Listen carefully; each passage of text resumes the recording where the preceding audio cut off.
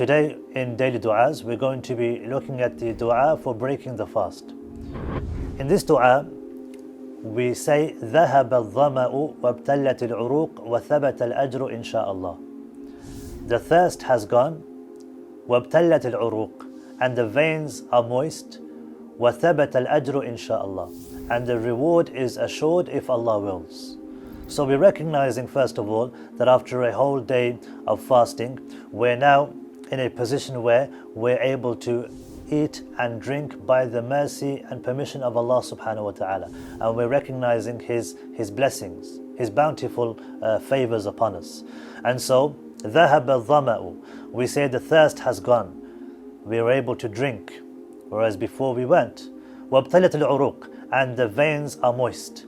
We have that energy and that strength that we maybe were missing while we were fasting, that physical strength.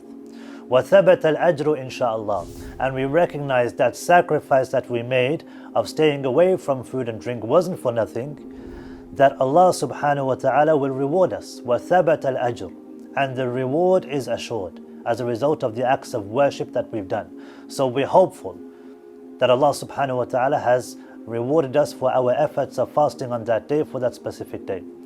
Then we say وَثَبَتَ الْأَجْرُ إِنْ شَاءَ اللَّهِ, if Allah wills. Meaning, it's only by Allah's permission that He rewards us for any acts of worship that we do. And so everything goes back to Allah. Our acts of worship, the efforts that we make, our ability to worship Allah, and most importantly, or especially in this case, Allah subhanahu wa ta'ala's mercy to be able to accept our good deeds, and for us to be assured of those deeds to be accepted by Allah subhanahu wa ta'ala. Jazakumullah khair for listening. Wassalamu alaikum wa rahmatullahi wa barakatuh.